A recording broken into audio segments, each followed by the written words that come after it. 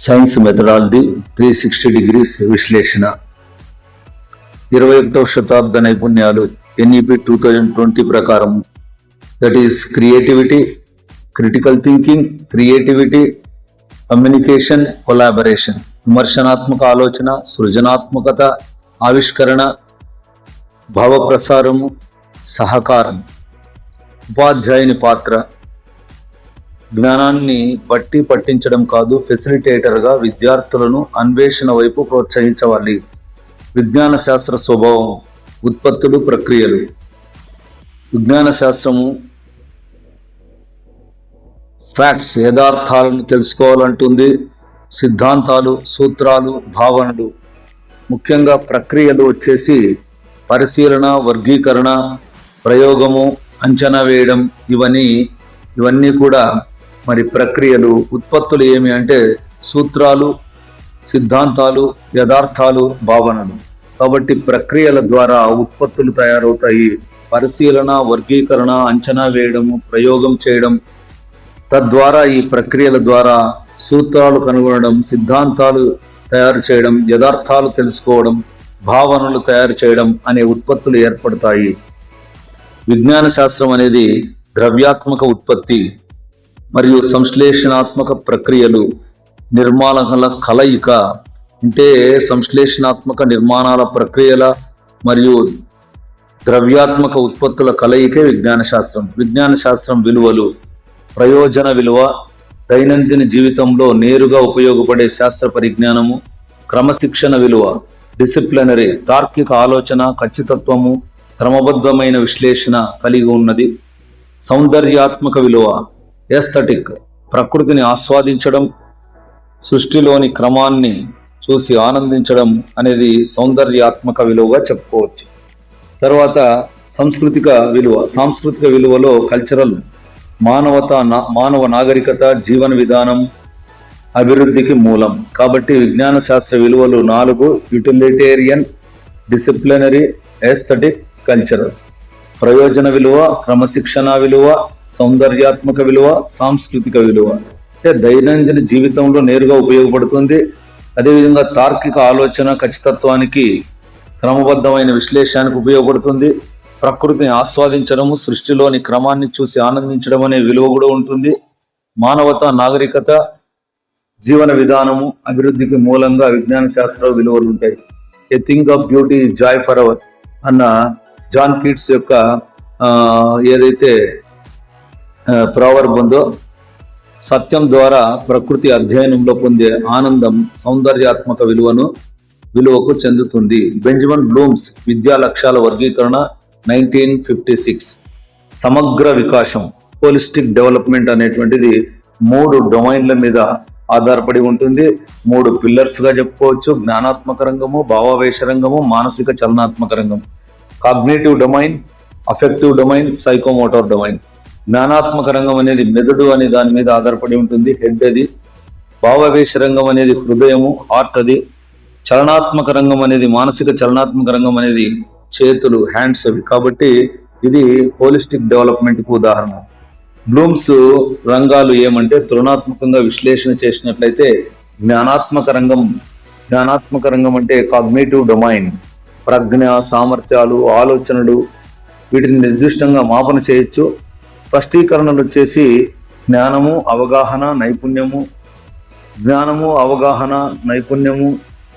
ఇవన్నీ కూడా జ్ఞానాత్మక రంగం కింద వచ్చేటువంటి అంశాలు. అదేవిధంగా భావావేశ రంగము, అఫెక్టివ్ డొమైన్ కింద ఉద్వేగాలు, అనుభూతులు, నిర్దిష్టంగా వీటిని కొలవలేము.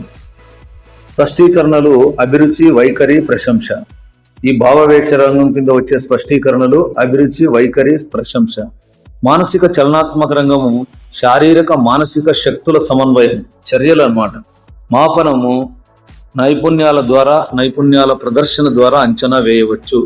కాబట్టి జ్ఞానాత్మక రంగం కింద స్పష్టీకరణలు జ్ఞానము, అవగాహన, వినియోగము, తర్వాత అన్వయము, విశ్లేషణ, సంశ్లేషణ, మూల్యాంకనము.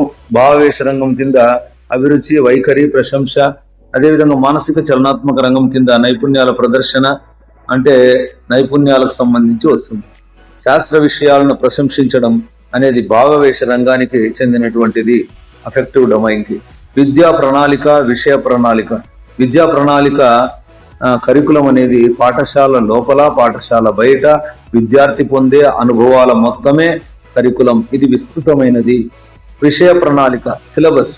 ఇది కేవలం తరగతి గది బోధించే పాఠ్యాంశాల జాబితా మాత్రమే, దానికి మాత్రమే పరిమితమైనది. ఇది నారో. అదే విద్యా ప్రణాళిక అనేది, కరికులం అనేది విస్తృతమైనది. విద్యా ప్రణాళిక అనేది గమ్యం అయితే, విషయ ప్రణాళిక అనేది ఆ గమ్యాన్ని చేరుకునే మార్గం అని చెప్పవచ్చు.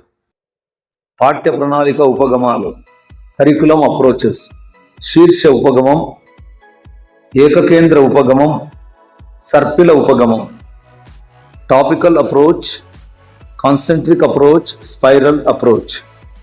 ఒకేసారి ఒకే తరగతిలో పూర్తి సమాచారం ఇస్తే అది శీర్షక ఉపగమం అంటారు. టాపికల్ అప్రోచ్, విమర్శ అనేది జరగదు, పునర్విమర్శ అనేది ఇక్కడ జరగదు. పునర్విమర్శ, రీక్యాప్చులేషన్ అనేది ఉండదు. ఒకేసారి ఒకే తరగతిలో పూర్తి సమాచారం ఇస్తే దాన్ని టాపికల్ అప్రోచ్ లేదా శీర్షిక ఉపగమం అంటారు. ఏకకేంద్ర ఉపగమం, కాన్సెంట్రిక్ అప్రోచ్ అంటే తరగతులు పెరిగే కొద్దీ కాఠిన్యత పెరుగుతుంది. దీన్నే ఏకకేంద్ర ఉపగమం అంటారు. సంవత్సరానికి ఒకసారి పునర్విమర్శ జరుగుతుంది. రీక్యాప్చులేషన్ అనేది సంవత్సరానికి ఒకసారి జరుగుతుంది.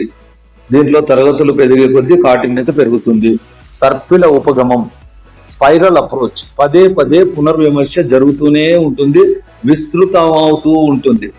పదే పదే పునర్విమర్శ జరుగుతూ విస్తృతం అవుతూ ఉంటుంది. అదే స్పైరల్ అప్రోచ్. నిరంతర పునర్విమర్శ ఉంటుంది, నిరంతరంగా రీక్యాప్చులేషన్ అనేది ఉంటుంది. సో పాఠ్య ప్రణాళిక ఉపగమాలు, curriculum approaches. There are 3 curriculum approaches: topical approach, concentric approach, spiral approach. So ఒకేసారి ఒకే తరగతుల్లో పూర్తి సమాచారం ఇస్తే దాన్ని శీర్షిక ఉపగమం అంటారు. తరగతులు పెరిగే కొద్దీ కాఠిన్యత పెరిగితే దాన్ని ఏకకేంద్ర ఉపగమం అంటారు. పదే పదే పునర్విమర్శ జరుగుతూ విస్తృతమవుతే దాన్ని సర్పిల ఉపగమం అంటారు. శీర్ష ఉపగమంలో పునర్విమర్శ, రీక్యాప్చులేషన్ జరగదు. ఏకకేంద్ర ఉపగమంలో సంవత్సరానికి ఒకసారి పునర్విమర్శ జరుగుతుంది. సర్పిల ఉపగమం అంటే నిరంతరం పునర్విమర్శ, రీక్యాప్చులేషన్ జరుగుతూ ఉంటుంది. ఒక సంవత్సరం తర్వాత శీర్షిక పునరావృతం అయ్యేలా నిర్మించే పద్ధతి ఏకకేంద్ర పద్ధతి. ఒక సంవత్సరం తర్వాత శీర్షిక పునరావృతం అయ్యేలా నిర్మించే పద్ధతిని ఏకకేంద్ర పద్ధతి, కాన్సెంట్రిక్ మెథడ్ అంటారు. సో పాఠ్య ప్రణాళిక నిర్మాణ సూత్రాలు: విద్యార్థి కేంద్రీకృత సూత్రం, ఆసక్తి, వయస్సు, సామర్థ్యాలకు అనుగుణంగా విద్యార్థి కేంద్రీకృత సూత్రం. అదేవిధంగా సమాజ కేంద్రీకృత సూత్రం, జాతీయ పండుగలు, పూర్వ విద్యార్థుల సమ్మేళనము, ఇది సమాజ కేంద్రీకృత సూత్రంగా చెప్పవచ్చు. ఉపయోగిత సూత్రం, యూటిలిటీ. సమైక్యతా సూత్రం, ఇంటిగ్రేషన్. కాబట్టి ఇవన్నీ కరికులం ప్రిన్సిపల్స్ గా, నిర్మాణ సూత్రాలుగా చెప్పవచ్చు. 4: విద్యార్థి కేంద్రీకృత సూత్రము, సమాజ కేంద్రీకృత సూత్రము, ఉపయోగిత సూత్రము, సమైక్యతా సూత్రం. విద్యార్థి ఆసక్తికరంగా కృత్యాల్లో పాల్గొనే విధంగా ఉండాలి అనేది విద్యార్థి కేంద్రీకృత సూత్రం. సమాజం పాఠశాలలకు వచ్చే సందర్భం పూర్వ విద్యార్థుల సమ్మేళనం. సమాజం పాఠశాలలకు వచ్చే సందర్భమే పూర్వ విద్యార్థుల సమ్మేళనం, అల్యూమిని అంటాం. సో ప్రణాళికల రకాలు: ప్లానింగ్ ఫనల్, యూనిట్ ప్రణాళిక. ఒక యూనిట్ లేదా పాఠ్యాంశాన్ని సమగ్రంగా బోధించడానికి ఉద్దేశించినదే యూనిట్ ప్రణాళిక. వార్షిక ప్రణాళిక అంటే ఇయర్ ప్లాన్. విద్యా సంవత్సరం ప్రారంభంలో తయారు చేసేది, మొత్తం సిలబస్ పంపిణీ అంతా ఇందులో ఉంటుంది. మైక్రో లెవెల్ ప్లానింగ్ ఇది. దాని తర్వాత వచ్చేది యూనిట్ ప్రణాళిక. యూనిట్ ప్లాన్ ఒక యూనిట్ లేదా పాఠ్యాంశాన్ని సమగ్రంగా బోధించడానికి ఉపయోగించేది యూనిట్ ప్రణాళిక. పీరియడ్ ప్రణాళిక అంటే 45 నిమిషాల వ్యవధిలో నిర్దిష్ట లక్ష్యాల సాధనకు తయారు చేసేదే పీరియడ్ ప్రణాళిక. పీరియడ్ ప్రణాళిక అనేది మైక్రో ప్లాన్. అదేవిధంగా వార్షిక ప్రణాళిక అనేది మ్యాక్రో ప్లాన్. బోధనా పద్ధతులు వర్గీకరణ: ఉపాధ్యాయ కేంద్రీకృత బోధనా పద్ధతులు, విద్యార్థి కేంద్రీకృత బోధనా పద్ధతులు. ఉపాధ్యాయ కేంద్రీకృత బోధనా పద్ధతులు: టీచర్ సెంటర్లో ఉపాధ్యాయుడు క్రియాశీలకంగా ఉంటాడు, విద్యార్థి స్తబ్దుగా ఉంటాడు. విద్యార్థి కేంద్రీకృత లేదా స్టూడెంట్ సెంటర్డ్ దాంట్లో విద్యార్థి క్రియాశీలకంగా ఉంటాడు, స్వీయంగా అభ్యసిస్తాడు అన్నమాట. ఈ ఉపాధ్యాయ కేంద్రీకృత పద్ధతులకు ఉదాహరణ ఉపన్యాస పద్ధతి, ఉపన్యాస ప్రదర్శన పద్ధతి, చారిత్రక పద్ధతి. ఈ విద్యార్థి కేంద్రీకృత పద్ధతిలో అన్వేషణ పద్ధతి, ప్రాజెక్ట్ పద్ధతి, సమస్య పరిష్కార పద్ధతి. అన్వేషణ పద్ధతిని ఎడ్వర్డ్ ఆమ్స్ట్రాంగ్ ప్రతిపాదించాడు. ప్రాజెక్ట్ పద్ధతిని కిల్ ప్యాట్రిక్ స్టీవెన్సన్ ప్రతిపాదించారు. సమస్య పరిష్కార పద్ధతి అనేటువంటిది కూడా చర్చా పద్ధతి. ఇవన్నీ కూడా విద్యార్థి కేంద్రీకృత పద్ధతులు. అన్వేషణ పద్ధతి గురించి చూసుకుంటే రూపకర్త హెచ్.ఇ. ఆమ్స్ట్రాంగ్ విద్యార్థి ఒక అన్వేషకుడిగా మారితే ఎవరో చెప్పిన విషయాల కంటే ఎక్కువ నేర్చుకుంటాడు. ఉపాధ్యాయుడు సమాచారాన్ని నేరుగా ఇవ్వకుండా విద్యార్థికి స్వయంగా స్వీయ అభ్యసనం ద్వారా జ్ఞానాన్ని నిర్మించుకునే చేసేదే హ్యూరిస్టిక్ మెథడ్. సో అన్వేషణ పద్ధతిలో పిల్లవాడు స్వయంగా అభ్యసనం ద్వారా జ్ఞానాన్ని నిర్మించుకునేలా టీచర్ చేస్తాడు. కాబట్టి టీచరు గైడ్గా ఉంటాడు. సో హెచ్.ఇ. ఆమ్స్ట్రాంగ్ ఈ పద్ధతిని ప్రవేశపెట్టాడు. ప్రాజెక్ట్ పద్ధతి అంటే ఏమి? కీలక భావన సహజ వాతావరణంలో విద్యార్థులు ఒక పనిని పూర్తి చేయడమే ప్రాజెక్ట్ అన్నది. దీని రూపకర్తలు హెచ్.డబ్ల్యూ.హెచ్. కిల్ ప్యాట్రిక్, తర్వాత స్టీవెన్సన్. లక్షణాలు ఏమంటే విద్యార్థి శారీరక మానసిక శక్తిని ఉపయోగించి ఆచరణాత్మకంగా సమస్యను పరిష్కరించడానికి ఉపయోగించబడేదే ప్రాజెక్ట్. విద్యార్థి తన శారీరక మానసిక శక్తిని ఉపయోగించి ఆచరణాత్మకంగా సమస్యకు పరిష్కారం కనుగొనడం జరుగుతుంది. తర్వాత నిర్మాణాత్మక అంటే కన్స్ట్రక్టివిజం అప్రోచ్ లేదా మోడల్ చూస్తే 5E మోడల్ అంటాం. ఫస్ట్ ఏమంటే ఎంగేజ్, పిల్లలు సన్నద్ధం చేయడం, పూర్వ జ్ఞానాన్ని పరిశీలిస్తూ ఆసక్తిని రేకెత్తించే కృత్యం కానీ లేదా ప్రశ్నలు కానీ వేయడం. తదుపరి ఎక్స్ప్లెయిన్ అనేటువంటిది ఏమంటే ఇది తర్వాత ఎక్స్ప్లోర్, రెండవది ఎంగేజ్, తర్వాత ఎక్స్ప్లోర్ అంటే అన్వేషించడం, కృత్యాలు స్వయంగా పరిశీలించడం, దానిని అన్వేషించడం అన్నమాట. తర్వాత ఎక్స్ప్లెయిన్, ఆ భావనలు పరిశీలించిన అన్వేషించిన వాటిని ఆ భావనను సొంత మాటల్లో చెప్పడం, ఎక్స్ప్లెయిన్ వివరించడం. దీని తర్వాత వచ్చేది ఎక్స్టెండ్ లేదా ఎలాబొరేట్ అంటాం, విస్తరించడం అన్నమాట. నేర్చుకున్న దాన్ని కొత్త పరిస్థితులకు అన్వయించడమే ఎలాబొరేట్, ఎక్స్టెండింగ్. తర్వాత నేర్చుకున్న దాన్ని కొత్త పరిస్థితులకు అన్వయించడం. తర్వాత ఎవాల్యుయేట్, మూల్యాంకనం, అభ్యసనాన్ని అంచనా వేయడం. కాబట్టి దీంట్లో 5 ప్రక్రియలు: engage, explore, explain, elaborate, extend, evaluate. తెలుగులో సన్నద్ధం చేయడం, అన్వేషించడం, వివరించడం, విస్తరించడం, అదేవిధంగా మూల్యాంకనం చేయడం. ఇది కొత్త మోడలు. ఇందులో కన్స్ట్రక్టివిస్ట్ అప్రోచ్, నిర్మాణాత్మకవాదం అనేటువంటిది ఉంది, 5E నమూనా. ఇప్పుడు గవర్నమెంట్ కొత్తగా అడాప్ట్ చేసుకున్నటువంటి మోడల్ ఇది. సో ఇతర ముఖ్యమైన విద్యార్థి కేంద్రీకృత పద్ధతులు చూసినట్లయితే చర్చా పద్ధతి, ఒక్కరి ఆలోచన కన్నా ఇద్దరి ఆలోచన విన్నా, 2 brains are better than 1. ఇది సమిష్టి నిర్ణయ ప్రక్రియ. డిస్కషన్ లో అందరూ కలిసి నిర్ణయం తీసుకుంటారు. కృత్యాధార పద్ధతి, యాక్టివిటీ బేస్డ్ అంటే శారీరక మానసిక శక్తిని ఉపయోగించి నిర్దిష్ట ప్రయోజనాన్ని ఆశించి చేసే పనినే కృత్యము అంటారు. యాక్టివిటీ బేస్డ్, పని వేరు, కృత్యం వేరు. సో క్రీడా పద్ధతి, ప్లేవే మెథడ్, కిండర్ గార్టెన్ మెథడ్ అంటారు. దీన్ని ప్రవేశపెట్టినది ఫ్రోబెల్. పాఠశాల ఒక సాంఘిక ప్రయోగశాల అంటారు. మాంటిసోరీ జ్ఞానేంద్రియాలే జ్ఞానానికి ద్వారాలు అని చెప్తారు. మాంటిసోరీ జ్ఞానేంద్రియాలే జ్ఞానానికి ద్వారం అని చెప్తారు. ఇక్కడ ఎడ్గార్డెల్ అనుభవ శంకువు చూసినట్లయితే, ఎడ్గార్డెల్ కోన్ ఆఫ్ ఎక్స్పీరియన్సెస్ చూసినట్లయితే కింద డైరెక్ట్ పర్పస్ఫుల్ ఎక్స్పీరియన్సెస్, చాలా మూర్తత్వం, కాంక్రీట్నెస్ ఎక్కువ ఉంటాయి, అత్యంత ప్రభావవంతమైనది, హైయెస్ట్ రిటెన్షన్ కాంక్రీట్ వాల్యూస్ ఉంటాయి. సో తర్వాత పూర్తి పైన వచ్చేసి శాబ్దిక సంకేతాలు, వర్బల్ సింబల్స్ ఉంటాయి. ఇవి తక్కువ ప్రభావవంతమైనవి, లోయెస్ట్ రిటెన్షన్. ఇవన్నీ అబ్స్ట్రాక్ట్, కిందివన్నీ కాంక్రీట్. కాబట్టి కాంక్రీట్ నుంచి అబ్స్ట్రాక్ట్ పోయినట్లయితే తక్కువ ప్రయోజనము, తక్కువ ప్రభావం అనేటువంటిది ఉంటుంది. ఇది ఎడ్గార్డెల్ కోన్ ఆఫ్ ఎక్స్పీరియన్సెస్ కింద వస్తాయి. అవన్నీ TLM లో వస్తాయి అన్నమాట. విజ్ఞాన శాస్త్ర పేటికలు, సైన్స్ కిట్స్, NCERT, SCERT తయారు చేస్తుంది సైన్స్ కిట్స్ ని. ప్రయోగశాలలు లేని పాఠశాలలో ప్రత్యామ్నాయంగా ఈ కిట్స్ ని వాడడం జరుగుతుంది. లక్షణాలు ఎలా ఉంటాయంటే సులభంగా లభిస్తాయి, తక్కువ ఖర్చు, లో కాస్ట్ నో కాస్ట్ తో తయారు చేస్తాయి, సులభంగా రవాణా చేయొచ్చు.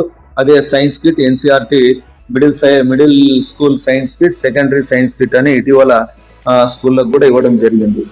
తర్వాత విజ్ఞాన శాస్త్ర పేటికలు విద్యార్థుల స్వయం కృత్యాల కోసం రూపొందించబడ్డాయి. ఇవి కేవలం ఉపాధ్యాయుల ప్రదర్శన కోసం మాత్రమే కాదు. ఇవి ఏవైతే సైన్స్ కిట్స్ ఉన్నాయో అవి స్వయం కృత్యాల ద్వారా రూపొందించబడినాయి తప్ప ఉపాధ్యాయుల ప్రదర్శన కోసం మాత్రమే కాదు. ప్రయోగశాల రిజిస్టర్లు, ల్యాబొరేటరీ రిజిస్టర్స్, పగిలే వస్తువుల రిజిస్టర్, బ్రేకబుల్ రిజిస్టర్ అంటారు. బీకర్లు, పిప్పెట్లు, బ్యూరెట్లు, గాజు పరికరాలన్నీ దీని కింద వస్తాయి, బ్రేకబుల్ రిజిస్టర్. తర్వాత నాన్ బ్రేకబుల్ రిజిస్టర్, ఇది త్రాసు, స్పెక్ట్రోమీటరు, పెండులం, ఇవి పగలవు, ఇలాంటి వస్తువులు పెట్టుకోవడానికి ఒక రిజిస్టర్.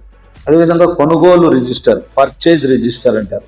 అంటే ఇండెంట్ తీసుకొని కొత్త వస్తువులు ఆర్డర్ చేసినప్పుడు వాటిని అందులో పొందుపరచడానికి వాడే రిజిస్టర్ని పర్చేజ్ రిజిస్టర్ అంటారు.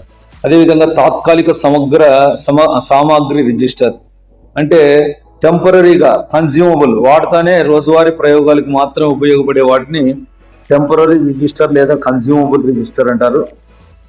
ప్రయోగశాలలో కొటేషన్లతో పని లేని రిజిస్టర్ తాత్కాలిక సామాగ్రి స్టాక్ రిజిస్టర్. తాత్కాలిక సామాగ్రి స్టాక్ రిజిస్టర్ అంటే కొటేషన్లతో పని లేని రిజిస్టర్.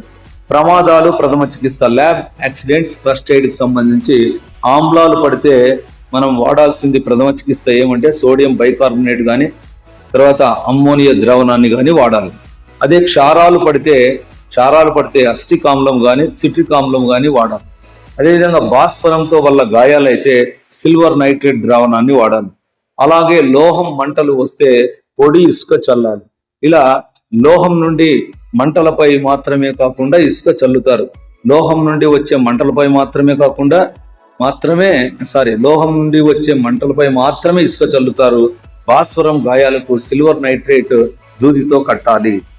ఇంకా మూల్యాంకనం, సో మాపనము వర్సెస్ మూల్యాంకనం, మెజర్మెంట్ వర్సెస్ ఎవాల్యుయేషన్. మెజర్మెంట్ అంటే ఏమంటే పరీక్షకు సంఖ్యాత్మక విలువనివ్వడమే మెజర్మెంట్. పరీక్షకు సంఖ్యాత్మకమైన విలువ ఇచ్చేది అంటే మార్కులు వేయడం అన్నమాట. ఇది క్వాంటిటేటివ్ అని చెప్తాం. అదేవిధంగా మూల్యాంకనం అంటే మాపనాన్ని వ్యాఖ్యానించడం, వాటికి విలువ కట్టడం, నిర్ణయం తీసుకోవడం. ఇది క్వాంటిటేటివ్ ప్లస్ క్వాలిటేటివ్ రెండు ఉంటాయి. మూల్యాంకనం అనేది విస్తృతమైనది, మాపనం అనేది సంకుచితమైనది. నికష అంటే టెస్ట్, లక్ష్యాలను పరీక్షించే ప్రశ్నల సమూహము. పరీక్షించే ప్రశ్నల సమూహాన్ని నికష లేదా టెస్ట్ అంటారు. ఒక పరీక్షా పత్రం. ఉత్తమ నికషలకు ఉండవలసిన లక్షణాలు చూసినట్లయితే సప్రమాణత, వ్యాలిడిటీ అంటాము. ఏ లక్ష్యాలకై కోసమైతే ఆ పరీక్ష తయారు చేసినారో ఆ లక్ష్యాలను ఖచ్చితంగా పరీక్షిస్తే దానికి సప్రమాణత ఉంది. The test measures what it aims to measure is called validity. Then good test ఉన్నటువంటి క్యారెక్టరిస్టిక్ లో సెకండ్ది రిలయబిలిటీ, విశ్వసనీయత. ఎవరు దిద్దినా ఒకే మార్కులు రావడం, ఎన్నిసార్లు దిద్దినా ఒకే మార్కులు రావడం. The degree of consistency of test results whenever it is been corrected is called reliability. Then లక్ష్యాత్మకత, ఆబ్జెక్టివిటీ. దిద్దే వ్యక్తి సొంత భావాలకు తావు లేకుండా ఉండేదాన్ని వ్యక్తినిష్టత లేనిది, సబ్జెక్టివిటీ లేనిది లక్ష్యాత్మకత. సో దీన్ని ఆబ్జెక్టివిటీ అంటారు. ఖచ్చితత్వాన్ని తెలిపే లక్షణం అన్నమాట. Okay, next test items. వ్యాసరూప ప్రశ్నలు తయారు చేయడం సులభం, ఎక్కువ విషయం గ్రహించవచ్చు కానీ లక్ష్యాత్మకత తక్కువ. తర్వాత లక్ష్యాత్మక ప్రశ్నలు ఎంసీక్యూ, మల్టిపుల్ చాయిస్ క్వశ్చన్స్. జతపరచడం, దిద్దడం సులభము, విశ్వసనీయత ఎక్కువగా ఉంటుంది, రిలయబిలిటీ ఎక్కువ, దిద్దడం కూడా సులభంగా ఉంటుంది. తర్వాత నిర్మాణాత్మక మూల్యాంకనం 50 మార్కులకు ఉంటుంది. 4 సాధనాలు ఉంటాయి.